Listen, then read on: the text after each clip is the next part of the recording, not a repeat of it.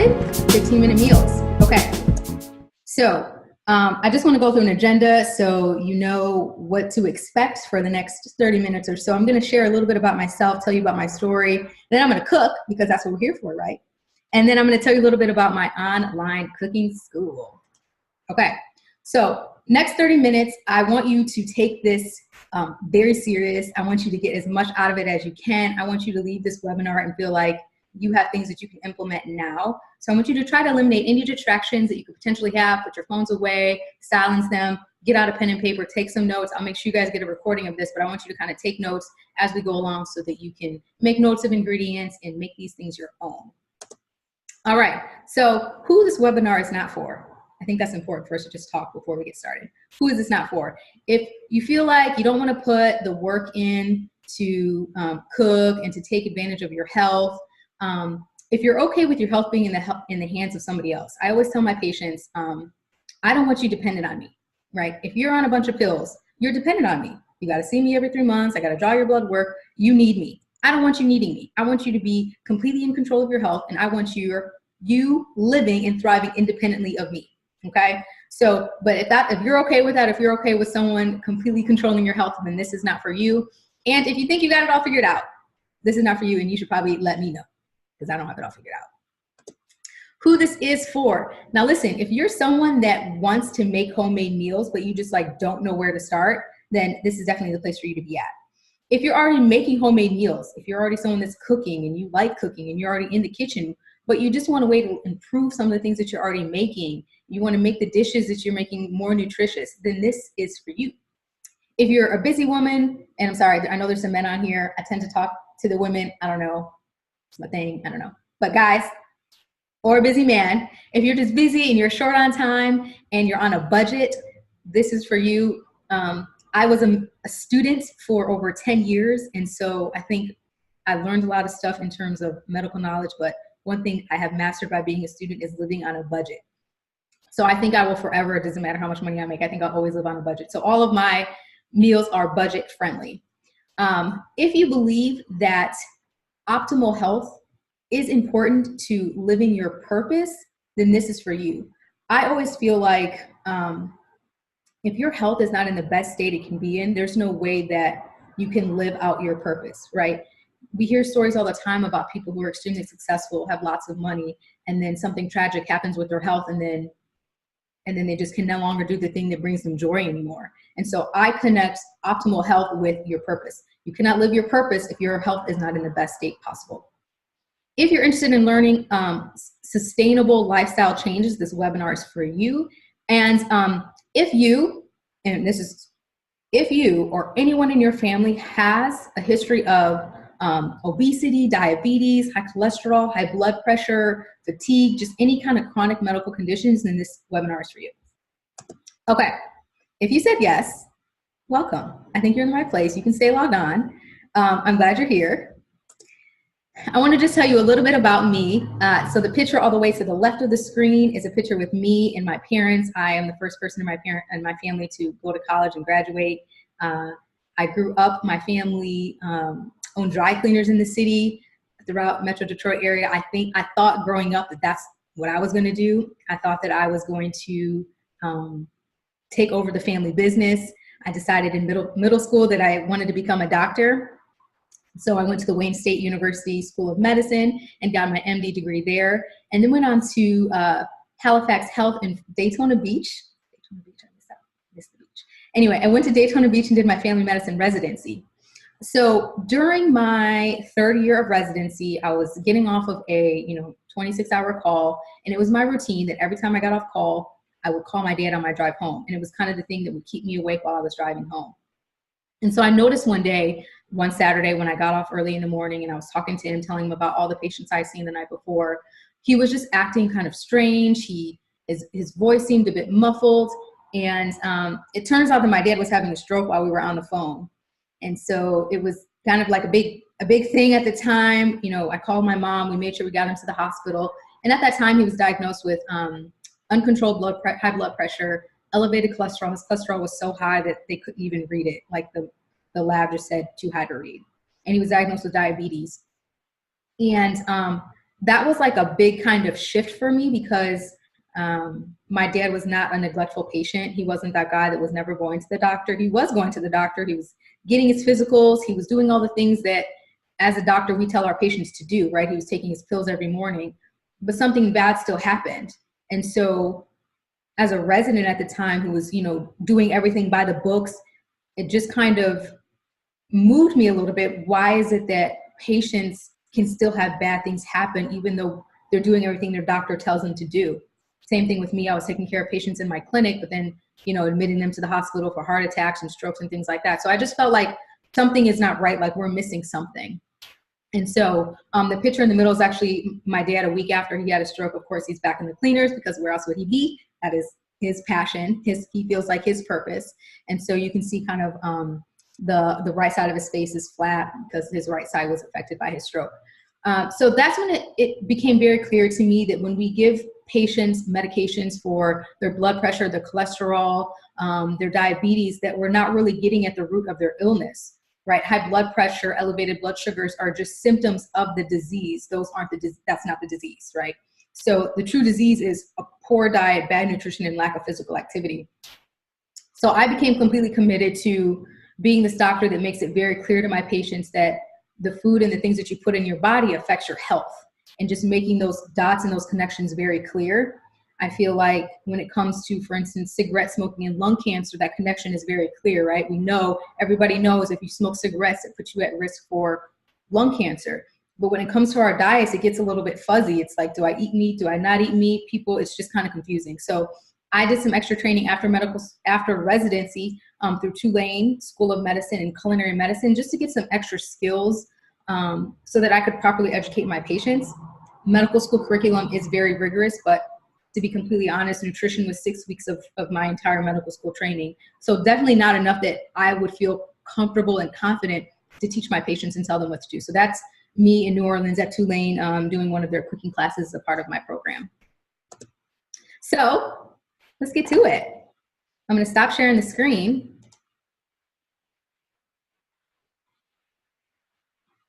All right, I'm just checking my webinar, making sure there's no questions before I move on. I'm glad to see so many of you guys here. Okay, I'm going to take my mic off so that I can see you guys. You ready for the webinar? I'm glad you're excited. Okay, so I hope you guys are ready. So listen. Okay, you guys see okay? Let me just adjust this a bit. Okay, so listen. 15-minute meals. I am a firm believer in we have to cook our food. We have to cook our food. Cooking our food is the only way that we can control what's in our food. If we don't cook, thank you. If we don't cook our food, we just don't know what's in it. And that's just flat out. There's a whole bunch of stuff in our food that we don't need, and the only way to control that is by cooking. So I feel like one of the barriers to people cooking homemade meals is time. And so I wanted to help navigate one of those barriers and you know, give you recipes that can be all made in less than 15 minutes and all use like the similar ingredients so that you're not running to the store, right? Because that adds more time. So are you guys ready? Type in the chat if you're ready. Type in the chat if you're ready. I'm gonna heat up some stuff.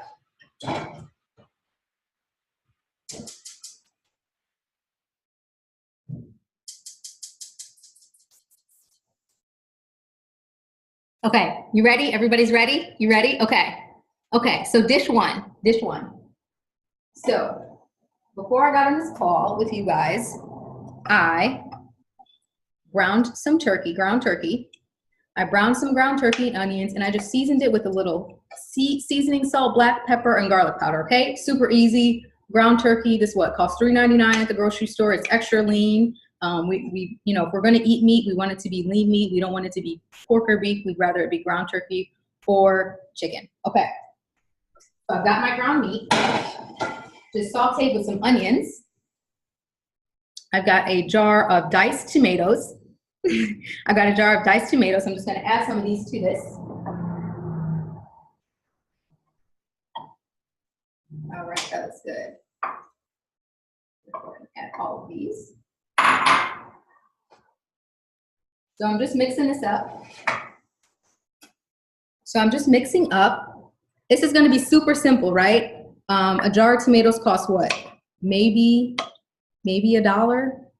And you always want to get no salt added because we can add our own salt. Okay, so this is just ground turkey with onions and tomatoes, okay? And we're going to make something super easy. Usually I would let this sit on the stove for a little bit to get warm all the way through, but fresh tomatoes will work the same. But listen, sometimes fresh tomatoes are a barrier to people, so fresh tomatoes will definitely work. So listen, I just have this wonderful sesame and what other nuts are on here? Some chia seed, flaxseed bun. So listen, I'm gonna make a sandwich. It's not a sloppy Joe, it's just called a sloppy sandwich. All right, not a sloppy Joe, a sloppy sandwich. So this is super easy, right?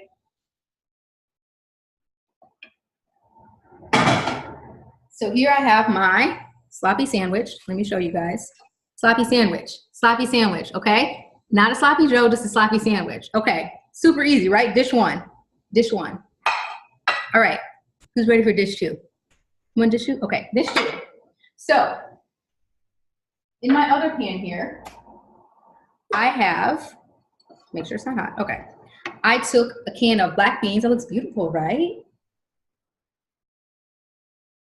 I'll have a salad with the sloppy Joe sandwich. My husband likes, man, they just like some meat and potatoes. So I'll make my husband like some sweet potato fries and bake those in the oven. Or you can make a salad on the side. So this is just a veggie mix I made. It has black beans. It has diced onions. It has bell peppers, red pepper, corn, a little bit of tomatoes and onions, and that's it. I just cook this on my stovetop. Super easy, right? And all this is probably less than $3. Okay. Put this back for me. Sounds delicious, right? Okay. So make sure you guys can see and hear. Okay. So I've got my mix there. Okay. So the next thing I'm going to add, while my ground turkey is on the stove, I have a little bit of taco seasoning, and make sure you guys look at your seasonings and packets that are already made. This is one that doesn't really have any salt in it because remember I already put a little salt and black pepper in my ground turkey. So I'm just gonna add a little bit of taco seasoning. That's just gonna turn my flavor a little bit. Okay, so here's a little bit of taco seasoning going in there. All right, and we're just gonna mix that up.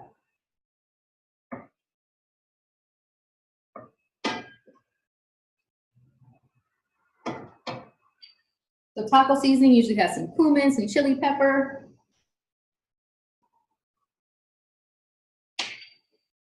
And you just want to make sure that you read the back of all your seasonings and remember that those ingredients are listed in highest amount to lowest amount. So if the first ingredient says salt, we probably don't want that because that means it has a lot of salt in it. Okay, so next dish, right? I just added some taco seasoning to my meat. That completely changed the flavor because before it's just kind of like a tomatoey marinara-like mix, okay? Now I've added some taco seasoning to it. I have some fresh corn chips. And you can guess what I'm gonna make. And listen, you don't even have to do meat to this. If you wanted to do it meatless, you could. I'm gonna just add some meat on top. I think everybody likes nachos. I've never heard someone say they don't eat nachos. Okay. So I've got that, and I've got my mix here. And don't worry, I'm going to show you what this looks like.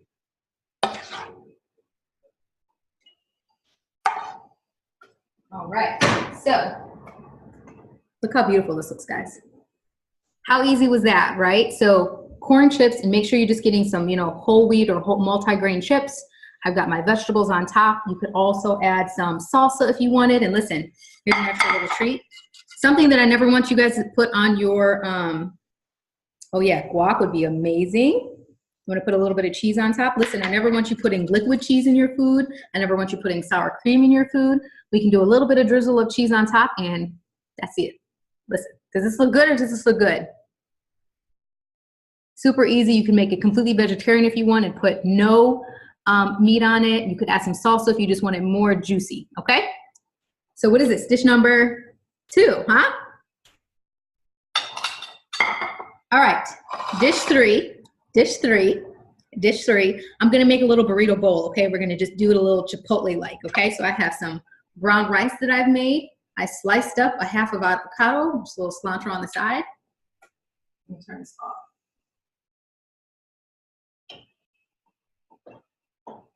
And we're just gonna do a little burrito bowl.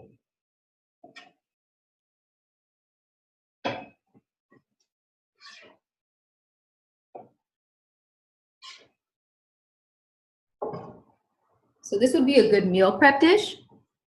So look, just a nice burrito bowl, just like you go to Chipotle and they ask you, what do you want? And you get your meat or you get your veggies and you get your brown rice. So completely kind of different meal, right? Same kind of flavors, but super easy, right? So you can take those exact same ingredients and make a burrito bowl. This would be great to take with you for lunch. Sour cream just has a lot of, first of all, it has no nutrition in it. And it just has extra calories that are just, I'm all about putting things in my body that have some kind of health benefit. Okay, sour cream doesn't benefit my body in any way. Beans benefit my body, right? They have potassium, they have lots of fiber, they have protein, they're low in fat, they're low in calories. That benefits my body. Avocados benefit my body. Vegetables and tomatoes benefit my body. Brown rice benefits my body. Sour cream just doesn't. So that's me. That's my soapbox. I don't like to put things in my body that don't benefit it. Okay, that was dish number 3. Okay, should we go to dish 4? So, you know we have to do something green, super green. So I just have a bed of lettuce and a bed of spinach, and I'm just gonna make a nice veggie salad. This is gonna be something that I would eat. So I'm gonna take my mixture.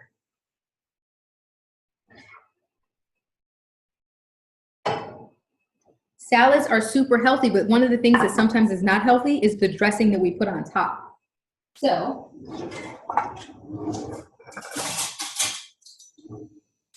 this is a super easy dressing, okay? I took a half of avocado, that other avocado that was from our burrito bowl. I put some cilantro. I put a half a lime in here and some olive oil. And this makes a wonderful salad dressing. So I'm just gonna put this right on top. You don't need any salad dressing, I promise you. It's just gonna be so flavorful that you don't need anything else. And it's gonna be juicy enough that, you know, doesn't feel like you're just eating some dried spinach. This is so easy, right? We're already on dish 4. Okay, what do you guys think? What do you guys think? You'll have to tell me which one you think is your favorite meal so far. So this is just a spinach salad with our veggie mixture that has black beans, corn, bell pepper, red bell peppers, green bell peppers. I think there's orange bell peppers too. There's onions, there's some tomatoes, and then the corn. So you don't have to use the cilantro if you don't like it. Cilantro is just, I mean, I love cilantro, but my husband doesn't like it. I don't know. It does add a unique flavor that just some people don't like. So if you don't want the cilantro, you definitely do not have to use it, okay? So salad dish 4. All right, dish 5. Okay, so for dish 5, I'm gonna make a veggie soup. So I'm gonna take my soup pot. You guys see okay? Yeah, you can see great. Okay, and I'm just going to add to it some kidney beans. I'm gonna add, I chopped up a yellow and green squash. So this is kind of a lot, and this pot's not that big. So I'm not gonna put all of this in here, but I'm gonna put a lot. I'll probably put like half. This was 1 whole yellow and 1 whole green, but they were pretty big, so we probably won't use the whole thing. Let me make sure I get some yellow ones in here. All right, so I've got that in there. I'm going to add an extra can of tomatoes. Now these tomatoes have chili limes in them, so it's going to be a little bit of extra spice. Okay, veggie soup. Now I'm going to add some of my veggie mixture. Really, if this was the end of the week, I would just put all the leftover stuff. Now, if you wanted to put meat, you could also make it like a, you know, more of like a chili basically with meat. But I'm gonna make mine a veggie stew, okay? Okay. So I'm gonna move this here. I'm just gonna put some of this in here.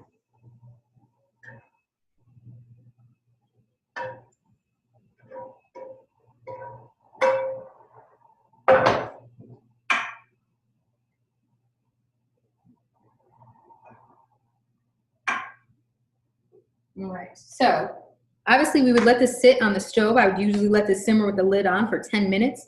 And depending on the thickness, so this is pretty thick. You could also, if you wanted yours juicier, you could add some chicken broth or veggie broth just to the desired, you know, juiciness that you would like, okay? So, but you see, I want you to just see these beautiful colors. I'm a color and texture person. Love my food to have lots of colors and lots of textures. So I would just put this on the stove and let this simmer for 10 minutes. And that's it. So I think that was 5 dishes. That was a lot. What do you guys think? Tell me which dish was your favorite. Which dish was your favorite? And I want to get back to the presentation so I can show you guys. Burrito bowl, you like the burrito bowl? Great. Tell me which dish you guys like best. So we did not, someone said nachos. Everybody loves the nachos. Veggie bowl, oh, you love veggie stew. Listen, let me tell you about that veggie stew. So I made it like 2 weeks ago just to kind of test it out and make sure it was going to be a good recipe. That stew is so filling. I literally would eat it for lunch and not be hungry for the rest of the day. So talk about a way to stay full and a way to cut down on your calories and a way to help, you know, with weight loss. It was just great. Right? Super easy. You like the nachos and the veggie stew. Great. Right, right. And listen, there's another thing. I thought of another thing. We could have made like burritos because I love a nice corn tortilla or wheat flour tortilla. So we could have made a tortilla out of it. Okay. Can I get back to the presentation? I want to show you guys. Oh, you're allergic to corn. That's okay. Burrito bowl. You're going to, okay. All right. Black eyed peas. Okay. All right. Let me get back to the PowerPoint.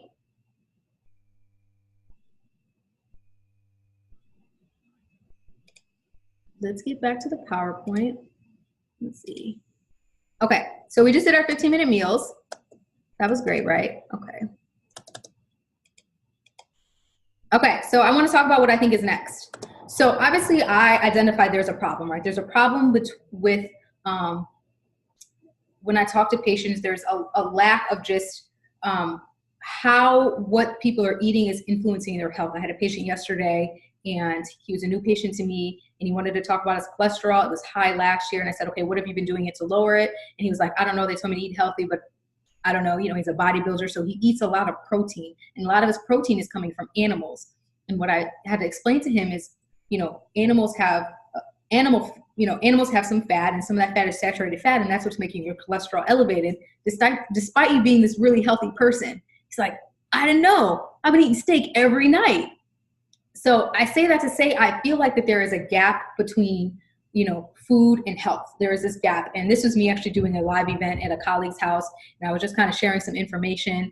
And I have identified that there is a problem. And, you know, people reach out to me all the time. And, you know, my doctor told me this. What should I eat? My doctor said I should do this. What do I do? I just was diagnosed with this. I have to take this pill. What do I do? How should I be eating? What can I do? And unfortunately, I can't reach everybody. And so I came up with something that I thought would help answer all those problems for people and kind of give people some guidance, and that's my online cooking school. So the online cooking school is an online platform where you can basically learn how to cook healthy and delicious meals with confidence. Like sometimes we cook food and you're like, I don't know, is it good? Is it not good? I don't know, it's healthy food. Sometimes people are just automatically assume if it's healthy, it's not good. But I want you to have confidence with the food that you make. Like, yes, this food tastes great, and yes, it feels good in my body, okay? All these courses are accessible from your phone, your tablet, or your computer. And they're designed to meet you at any skill set. So whether you're someone who's just beginning and you're like, I don't know how to cook. I'm gonna be honest with you guys, I didn't know how to cook until I got married. My mother was a phenomenal cook, so I really had no reason to learn. She loved to cook, she loved feeding us, I was appreciative. So I just never really learned how to cook until we got married. And I realized that if I didn't cook, we'd be eating Chick-fil-A every day. So all the meals are flexible. Just like you saw the meal that I made today, you could be vegetarian, it could be, you could put meat, you can change out that protein. You know, I've made the same thing with shrimp before. So all the meals are very flexible. My whole point is that I'm introducing some new ingredients and some new dishes, but I'm also kind of taking some things that you're already familiar with, right? Everybody knows nachos, but I'm trying to make them in a way that's improved and has more nutrition.